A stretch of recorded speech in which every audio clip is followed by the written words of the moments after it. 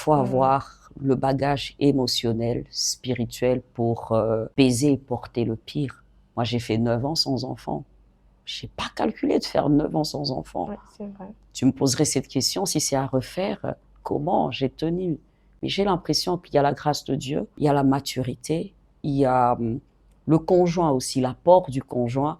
Et vous pouvez tenir, parce que c'est juste une phrase, le meilleur et le pire. Ça veut dire quoi, le pire? Moi, j'ai toujours prôné tous les changements de la vie, parce qu'il y a pire et pire.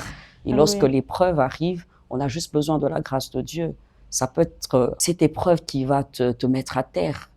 On ne sait jamais. Tu n'es pas outillé pour l'épreuve. On n'est jamais outillé pour l'épreuve. On appelle à la grâce de Dieu. Quand devant, là, on est béni, on dit pour le meilleur et pour le pire. En fait, on dit, Seigneur, par ta grâce, les changements vont venir, mais on espère tenir. Mais une fois qu'on est dedans, on a encore besoin de la grâce. On a encore besoin de prier. On a encore besoin. Je dirais aux couples qui me suivent que, ouais, c'est vrai que tu as dit meilleur et pire, mais maintenant que tu es dans le pire, tu as besoin de la grâce de Dieu. Moi qui te parle, 9 ans, c'était pire pour moi. Mais j'ai tenu, et à la 9e année, voilà que le Seigneur nous a fait grâce, une fille et un garçon. Alors, pire va aller dans tous les sens. Et tu peux tenir, par exemple, dans l'épreuve de l'enfantement, et puis après, tu as l'épreuve de la pauvreté, tu craques. C'est incroyable. C'est pourquoi on a toujours besoin de la grâce de Dieu et ne jamais se dire, puisque j'avais dit que meilleur et pire, la chérie, je suis outillé pour. Non, c'est un début.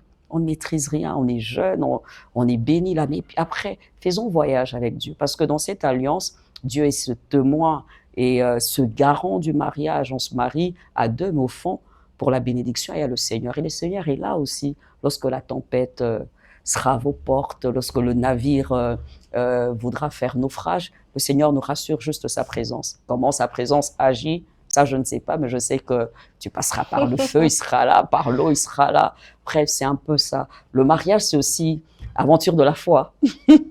On s'engage, aventure de la foi avec Dieu. Seigneur, on s'aime, on ne sait pas ce qui nous attend. Exactement. On aura toujours besoin de toi. Bref, et surtout quand on ne connaît pas la personne. On ne connaît pas la personne, sa famille. Au fait, il faut être dedans pour comprendre. C'est un peu ça. Il faut être dedans pour comprendre, que le Seigneur vous fasse grâce de trouver en tout cas les partenaires de la destinée. C'est très important parce qu'il arrivera un moment où vous aurez besoin de quelqu'un pour vous tenir la main. C'est en ce moment-là que Dieu décidera que vous soyez à deux afin d'accomplir la mission pour laquelle vous envoyez sur la terre. N'oubliez surtout pas. Le mariage n'est pas une finalité. Comptez sur la grâce de Dieu, les meilleurs et les pires, mais comptez sur la grâce de Dieu, comme l'a bien dit Maman Fifi. Vous avez évoqué cela.